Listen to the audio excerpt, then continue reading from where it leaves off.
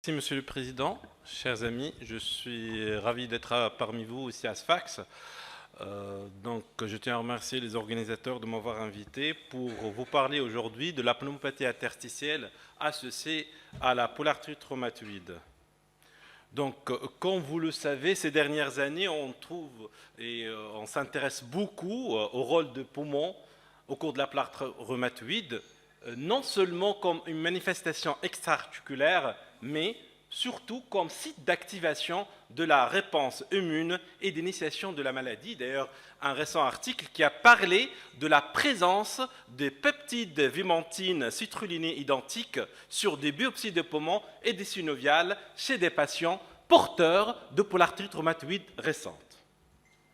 Alors, sachez très bien que la pneumopathie interstitielle au cours de la polyarthrite rhumatoïde, elle est assez fréquente et c'est parmi les manifestations respiratoires les plus fréquentes. Elle est en général asymptomatique et la prévalence, elle va dépendre de plusieurs paramètres, de la méthode de détection. Est-ce qu'on va se fier juste sur la clinique, sur la radiographie ou la demande des examens complémentaires, notamment la tomodensitométrie, selon le cohorte étudié, tout en sachant qu'il y a des études récentes qui ont montré la prévalence de cette pneumopathie qui est assez fréquente. Elle peut aller jusqu'à 27 à 50% des cas selon la méthode utilisée pour détecter cette pneumopathie. Donc sachez très bien que la pneumopathie interstitielle, elle est assez fréquente si on va la chercher, puisqu'en général, c'est une maladie, c'est une manifestation asymptomatique. Donc on a un problème de diagnostic positif, mais surtout d'ordre thérapeutique, qu'on va essayer de le voir ensemble. Là, je ne veux pas m'attarder beaucoup parce que la physiopathogénie, elle est encore mal élucidée concernant la pneumopathie interstitielle associée à la polyarthrite rhumatoïde. Sachez très bien qu'il y a un typage HLA bien particulier, notamment le B54, quand il est associé chez quelqu'un qui est tabagique, ça va augmenter la citrinisation des protéines au sein des poumons, chose qui n'est pas vu chez un patient qui est porteur, par exemple, d'un HLA-DRB1, qui est plus vers la polyarthrite rhumatoïde sans atteinte interstitielle. Donc, qu'est-ce qu'il va y avoir? Comme vous voyez en haut, l'épithélial pulmonaire va être endommagé par la cigarette et l'association de la production d'anticorps et cet endommagement va donner une réaction auto-immune locale et vous voyez très bien qu'il va y avoir un relargage des cytokines pro-inflammatoires et ceci va entraîner une différenciation avec une prolifération de fibroblastes qui vont être à l'origine de cette physiopathogénie de la pneumopathie interstitielle. La même chose, elle peut être vue au sein du tissu fibroblastique synovial dans le cadre de la polyarthrite rhumatoïde. Ça reste quand même une suggestion. Donc, retenez bien ce système, c'est ce qu'on appelle le système BALT. Pourquoi on parle du système BALT? En fait, sachez que le lymphocyte B, ça se trouve au niveau de la sous-muqueuse. Ils peuvent s'organiser en tissu lymphoïde et ils vont produire localement des auto-anticorps avec des phénomènes de switch. Et c'est comme ça qu'on peut avoir ce système BALT, c'est-à-dire induced bronchus associated lymphotissus, c'est-à-dire aux alentours de la bronchiole, et cette production d'auto-anticorps. Ce système BALT, il était nettement plus fréquent chez les patients qui ont de pneumopathie interstitielle associée à la polyarthrite rhumatoïde, contrairement aux pneumopathies interstitielles dites idiopathiques.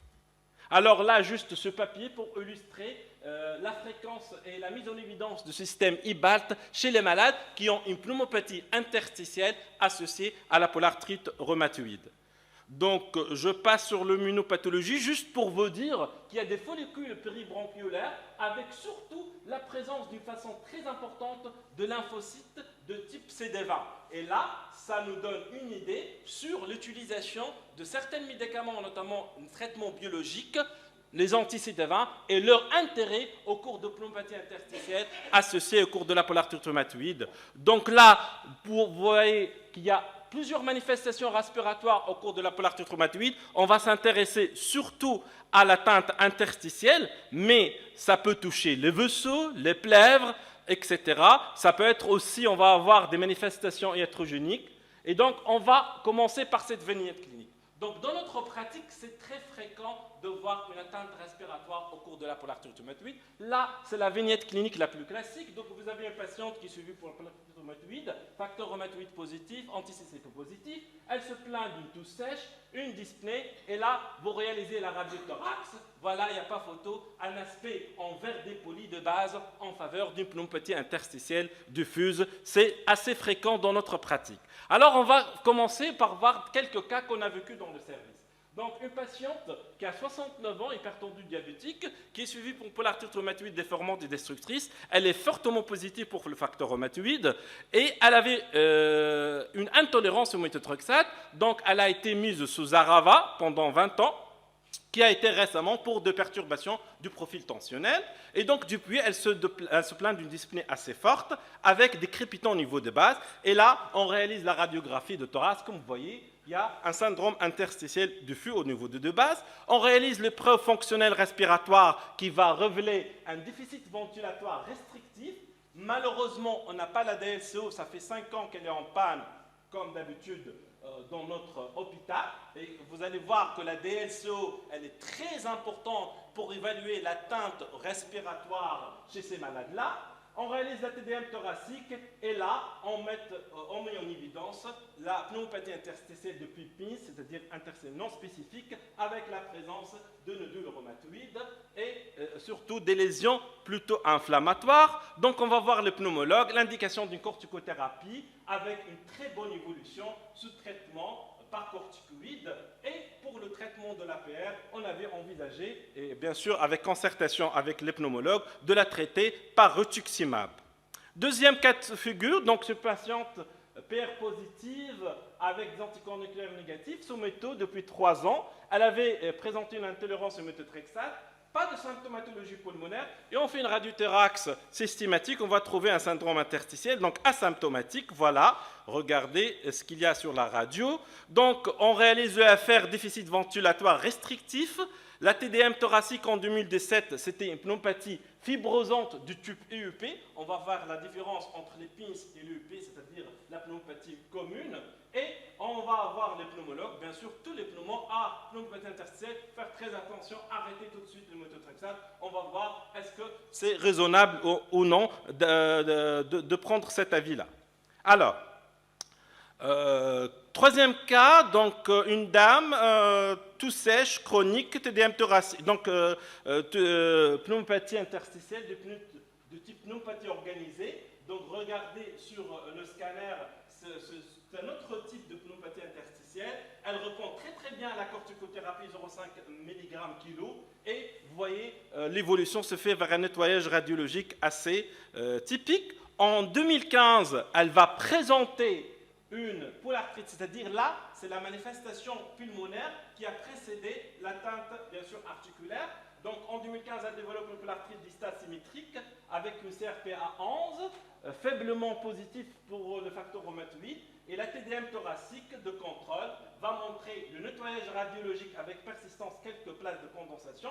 L'EFR va montrer un déficit ventilatoire restrictif modéré avec atteinte à l'échangeur pulmonaire. La DLCO est à 40%, donc un déficit très très bien de la capacité de diffusion de monoxyde de carbone. Et la patiente, malheureusement, elle a été perdue de vue, mais elle n'a jamais été mise sous méthotrexate. Alors, donc on avait vu, on a un problème de diagnostic surtout positif, mais il faut savoir que ces pneumopathies sont tellement, c'est-à-dire c'est un ensemble de manifestations très hétérogènes, et donc il faut savoir les classer.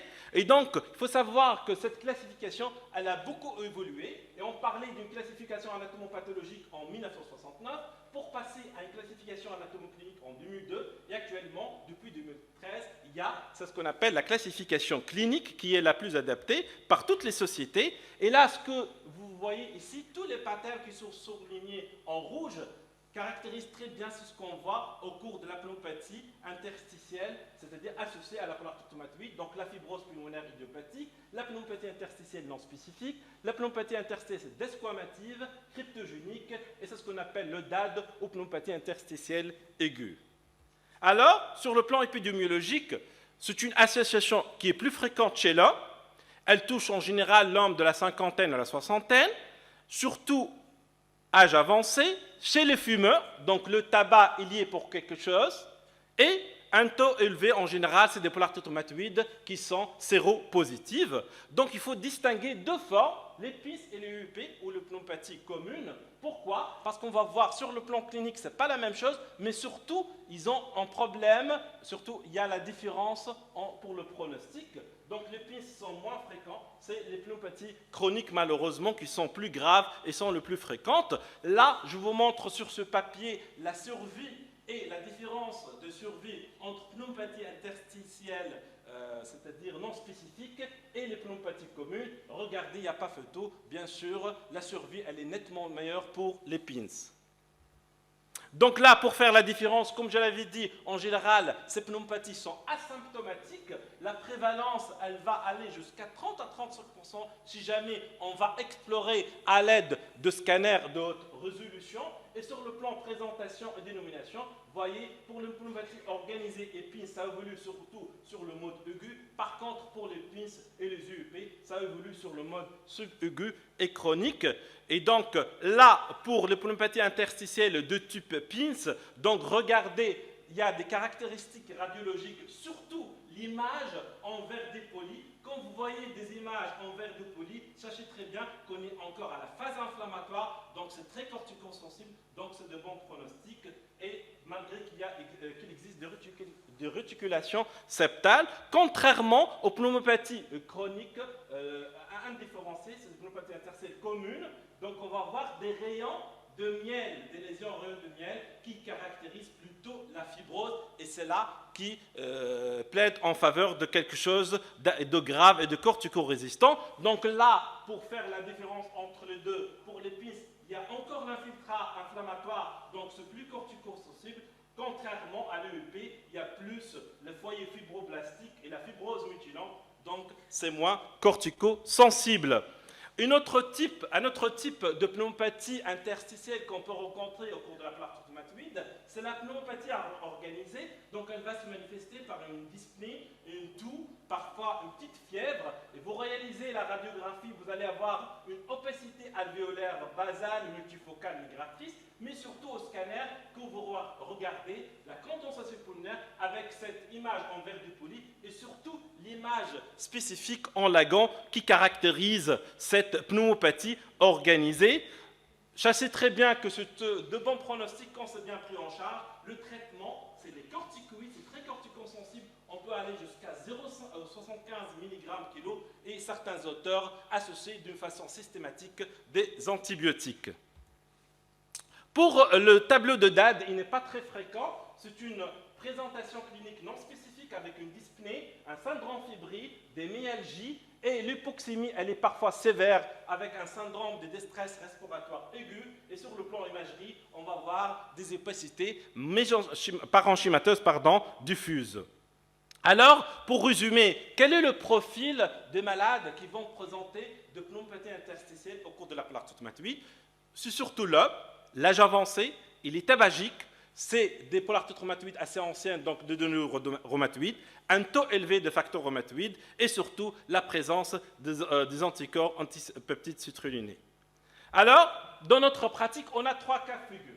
Soit on a un patient qui est suivi par la polarité rhumatoïde et qui va développer la pneumopathie interstitielle au cours du suivi.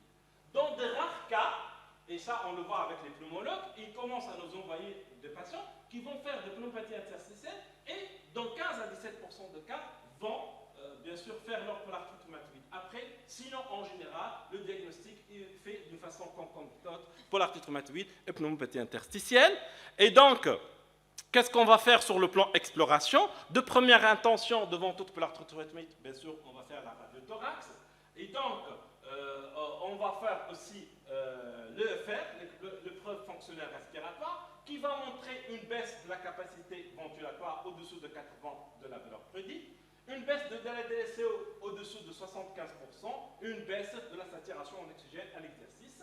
Bien sûr, cette épreuve fonctionnelle respiratoire doit être faite systématiquement chez tout malade ayant une polarité rhumatoïde pour apprécier l'évolution, si jamais elle existait, d'une pneumopathie interstitielle. interstitielle diffuse qui est plus sensible que la clinique ou le scanner. Donc, sachez très bien que le prof fonctionnel respiratoire et le DLSO sont des explorations qui sont très importantes pour cette atteinte.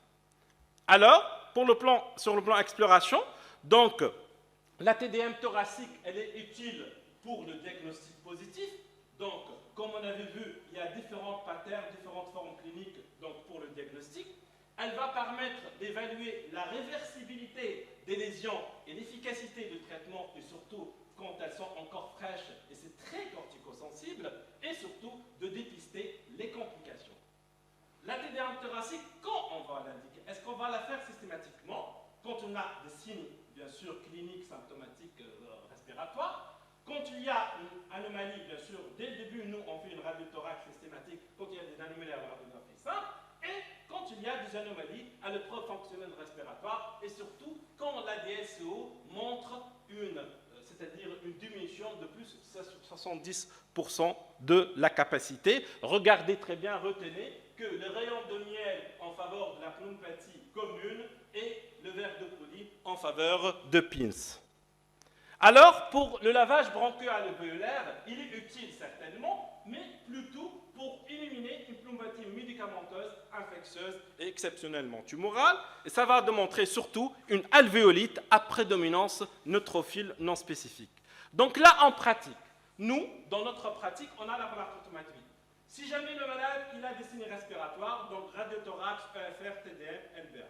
Si jamais il n'a pas de signes respiratoires, certainement, il faut faire la radiothorax et le prof fonctionnel respiratoire. S'il y a des anomalies, bien sûr, on va passer et faire le scanner, sinon, et bien sûr, le LVA, etc. Sinon, on va, bien sûr, suivre le malade. Alors, le diagnostic, donc, il va se baser sur des arguments cliniques, paracliniques et selon le contexte. Donc, le diagnostic de cette pneumopathie interstitielle, il est avéré. Ça dépend de la clinique, le prof fonctionnel respiratoire et la présence, bien sûr, des signes à l'imagerie, notamment par le scanner. Le diagnostic reste possible si jamais le malade est asymptomatique, la radiothorax, elle n'a rien montré, mais si jamais on va trouver quelques signes au niveau de l'épreuve fonctionnelle respiratoire. Donc, le diagnostic, ça va se faire en concertation entre le rhumato, le pneumologue et le radiologue. Alors, comment on va planifier cette prise en charge? Donc déjà, qu'est-ce qu'on va faire de cette pneumopathie interstitielle et surtout de la polartotomatorie associée. Donc vous allez voir qu'on va avoir pas mal de difficultés thérapeutiques. Donc, il faut toujours prendre l'avis de pneumologue pour ce genre de pathologie et on va se poser beaucoup de questions. Alors, quand traiter cette pneumopathie interstitielle et comment traiter? Donc, sachez très bien, comme on avait dit tout à l'heure, les pneumopathies sont asymptomatiques, donc, mais on va voir qu'il y a des malades qui ont une altération marquée de la fonction respiratoire et une détérioration. Même si le malade, cliniquement, il n'est pas symptomatique, il va présenter par exemple des signes en verre de Pauli à la radiothorax, il faut bien sûr le traiter. Alors, comment on va traiter le poumon, c'est-à-dire l'atteinte interstitielle? Il faut savoir jusqu'aujourd'hui, il n'y a aucune étude contrôlée qui a essayé de voir l'efficacité de tel ou tel traitement, mais il y a plusieurs molécules qui ont été essayées, à savoir les corticoïdes, le cyclophosphamide, l'azatioprine, la cyclosporine, voire le rituximab, qui commencent à donner beaucoup d'espoir. Dans un second temps, on a la polartotomatoïde qui est associée à cette pneumopathie. Alors, comment on va la traiter? Méthotrexate, c'est ça le problème de controverse, est-ce qu'il faut y aller, il faut faire attention, etc. On va essayer de répondre. Les anti-TNF, malheureusement, d'après plusieurs publications, c'est à éviter. Les anti-L6, ça commence à donner quelques résultats, mais pas de données exactes. Les anti-CD20, c'est là l'espoir, et c'est là on commence à voir beaucoup de cris là-dessus et beaucoup de résultats. Alors, il faut savoir qu'il n'y a pas un traitement spécifique, pas de consensus, aucune étude contrôlée pour retenir le traitement par rapport à un autre. Alors, comment on va traiter cette pneumopathie interstitielle? Mesures générales, arrêt de tabac, oxygénothérapie, vaccination, grippe, pneumocoque, etc. Les corticoïdes, cyclo, azatioprine, les mycophénolac, etc. Cyclosporine, voire rituximab.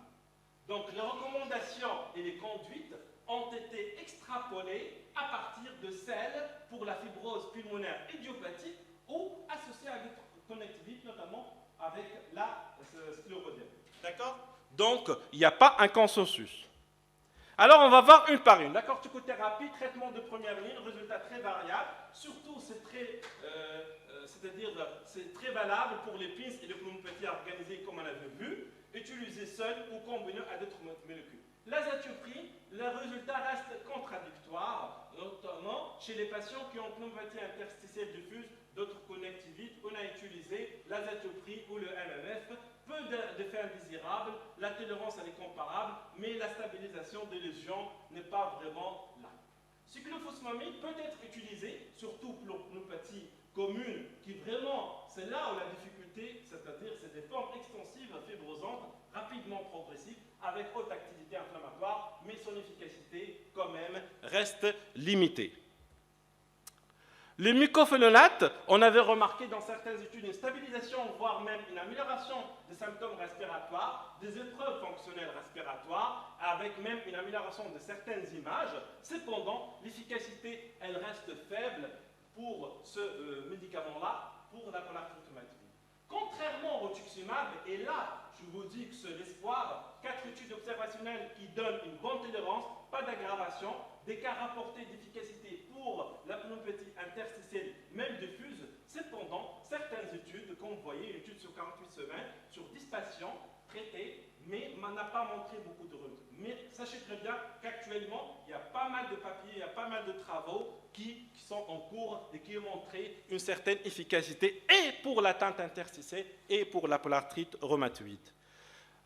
Bien sûr, en cas d'inefficacité thérapeutique, dans certains cas, on va aller carrément vers la transplantation pulmonaire avec cette étude-là, rétrospective après transplantation, 10 patients pour l'arthrite rhumatoïde associée à pneumopathie avec une fibrose idiopathique. Donc, dans 17 cas de sclérodermie, survie similaire par rapport à la fibrose idiopathique, mais meilleure pour la sclérodermie. Espérons qu'on n'arrive pas à ce stade-là. On va passer à l'atteinte interstitielle de type iatrogène. Et là, on va voir ce cas clinique, donc cette vignette clinique, patient de 60 ans. Patient de 60 ans, il est fumeur, il a un polarthrite rhumatoïde depuis 5 ans, qui développe en quelques jours une dyspnée, en moindre effort, avec des râles crépitants de base. Il est fébrile à 39, saturation basse, et il était sous méthotrexate, 15 mg par semaine. Donc là, la radiothorax, il n'y a pas photo. Vous voyez très bien ces images en vert dépoli, très caractéristique de cette atteinte aiguë. Donc là, vous pensez exactement, vous pensez à l'hétérogénéité, bien sûr, de méthotrexate. Donc là, pour vous montrer, il y a pas mal d'écrits. On a beaucoup incriminé le méthotrexate dans ce genre de pneumopathie et ça peut être même mortel. Il faut faire très attention. Donc, l'hétérogénie pulmonaire de méthotrexate, il n'y a pas de relation dose à durée. La plus fréquente, elle est plus fréquente surtout la première année de l'introduction du méthotrexate. Elle peut être grave, elle est responsable dans certains cas de 13% de mortalité. C'est un tableau de pneumopathie d'hypersensibilité hypoxémiante aiguë fébrile. Elle donne sur le plan LBA une alvéolite lymphocytaire et la radiologie. Comme on avait vu, c'est des lésions en verre de poli. Donc, la question qu'on se pose, est-ce qu'il faut faire un suivi radiologique fonctionnel respiratoire régulier des patients sous méthotrexate pour dépister d'une façon précoce les pneumopathies au méthotrexate, oui ou non? Non, certainement. On doit se fier à la clinique. Donc, les facteurs de risque, on doit chercher les facteurs de risque. Donc, chez nous, dans notre pratique, un malade qui a une polarthrite rhumatoïde, sous méthotrexate, il y a des facteurs de risque. Premièrement, c'est des malades qui ont été traités par des DIMAR, notamment la salazopyrine, des malades qui ont une insuffisance rénale, des malades qui sont hypoalbuminés. Et actuellement, on est en train de dresser certains facteurs de risque pour faire très attention à l'utilisation du méthotrexate chez ces malades-là. Donc, pour le traitement, certainement, il faut arrêter d'emblée le méthotrexate. Oxygénothérapie, la corticothérapie, dose, durée, ce n'est pas codifié. Ça se fait en fonction de la clinique, en général 1 mg kilo. Regardez très bien, par exemple, avoir là, 2 semaines après, à partir donc le nettoyage radiologique, mais on peut aller et utiliser carrément le cyclophosphamide, les atropines, et qui ont été efficaces dans certains cas, en cas de résistance aux corticoïdes. Donc pour cette hétérogénéité, pour vraiment dire que c'est le méthotrexate il est responsable, il faut qu'il précède des symptômes. Il n'y a pas vraiment de contre-indication donc pour dire que le malade il a une pneumopathie interstitielle, allez-y, il faut arrêter le méthotrexate. Non, c'est cas par cas, on va voir, ça dépend du stade évolutif de cette pneumopathie interstitielle. Il faut avoir pour ce cas des valeurs de base pour bien suivre, bien sûr, ce malade-là, le suivi clinique et compléter les examens complémentaires si jamais il y a d'autres symptomatologies. Ne pas, bien sûr, réintroduire l'méthotrexate en cas de pneumopathie interstitielle d'hypersensibilité. Alors, ça reste toujours une question de controverse.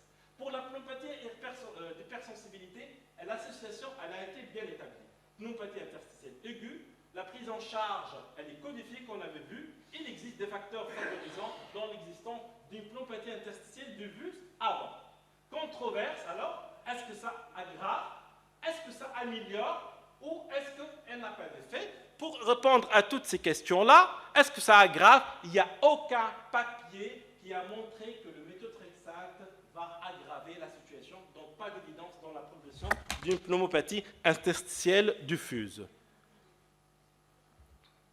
Là, on va voir que sur ce papier-là, qu'on avait montré qu'il n'y a pas d'argumentation, pas d'augmentation de survenue de pneumopathie interstitielle diffuse sous méthotrexate comparativement aux autres DIMARD. Dans ce papier-là, on va voir est-ce que le méthotrexate vraiment il améliore. Donc, vous voyez cette étude-là, 78 patients qui ont une atteinte interstitielle au cours de la plaque rhumatoïde. 52 cas ont été traités par méthotrexate, 26 par les autres traitements de fond. Et là, comme vous voyez sur le graphique, vous voyez très bien que les malades qui ont été traités par méthotrexate, on avait un meilleur taux de survie, mais il faut faire très attention toujours quand vous essayez d'analyser l'article, essayez de décortiquer qu'est-ce qu'on avait remarqué, que les patients qui ont été mis sous méthotrexate, c'était des patients plus jeunes et l'atteinte pulmonaire n'était pas aussi sévère. Donc, il faut prendre le résultat avec beaucoup de précautions, mais sachez très bien qu'il y a certains qui ont montré que le méthotrexate peut être efficace. Alors, pour résumer, pour cette histoire de méthotrexate, la pneumopathie interstitielle associée à l'APR avérée, le méthotrexate il est contre-indiqué seulement sur la DSCO elle est inférieure à 70%, et quelque chose de très pratique, là, il faut qu'elle rentre dans notre pratique.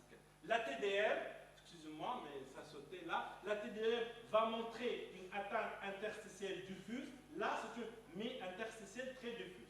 Par contre, si la pneumopathie avérée, pneumopathie interstitielle avec polartite rhumatoïde avérée, le méthotrexate, il est autorisé en cas de sujet jeune, en cas de pneumopathie interstitielle diffuse, non grave, c'est-à-dire la forme encore inflammatoire. Et là, dans ce cas, vous avez trouvé la DSCO qui est encore supérieure à 70%. Et ça, c'est une chose très importante. Alors, avant d'initier dans notre pratique le méthotrexate, il faut bien sûr bien suivre le malade sur le plan clinique. Il faut faire une radiothorax systématique. N'oubliez pas les épreuves fonctionnelles respiratoires. Et bien sûr, aller carrément vers la tomodensitométrie si la DSCO est inférieure à 70% de la valeur prédite. Sur le plan biologique, donc comme j'avais dit tout à l'heure, les anti-TNF, il faut faire très attention. Donc il y a pas mal d'écrits là-dessus. Plusieurs études notent la survenue de l'aggravation de la pneumopathie interstitielle diffuse sous anti-TNF. Et là, cette étude prospective observationnelle, donc de pneumopathie interstitielle associée à la polarite rhumatoïde, regardez que la mortalité, elle est augmentée dans le groupe qui a été traité par des anti-TNF alpha. Donc là, c'est pour vous dire que le risque infectieux il est très important avec les anti-TNF, notamment le risque de tuberculose, vous le savez tous.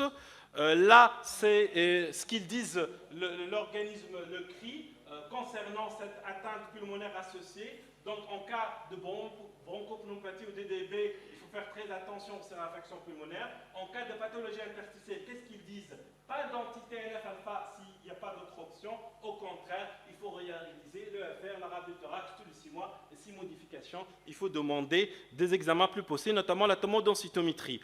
Sous traitement, il faut toujours surveiller les signes, notamment les dyspnées, la toux, la présence de râles, l'hypocrétisme digital. Et s'il y a une atteinte ou aggravation au cours de traitement, en cas d'atteinte interstitielle, arrêtez l'anti-TNF.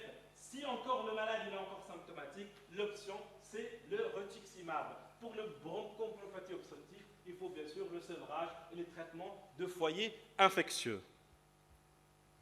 Pour le rituximab, on voit cette étude de monocentrique récente conduite sur 10 ans, 52% était stable et 16% amélioration. Donc là, pour montrer l'efficacité de rituximab au cours de la pneumopathie interstitielle associée à la polarité rhumatoïde, regardez avant le traitement par rituximab et après, et surtout si jamais on tombe sur la forme de la pneumopathie interstitielle encore inflammatoire, c'est-à-dire il n'y a pas beaucoup de fibrose. Donc qu'est-ce qu'on peut dire de ces atteintes interstitielles? Ces atteintes sont souvent asymptomatiques.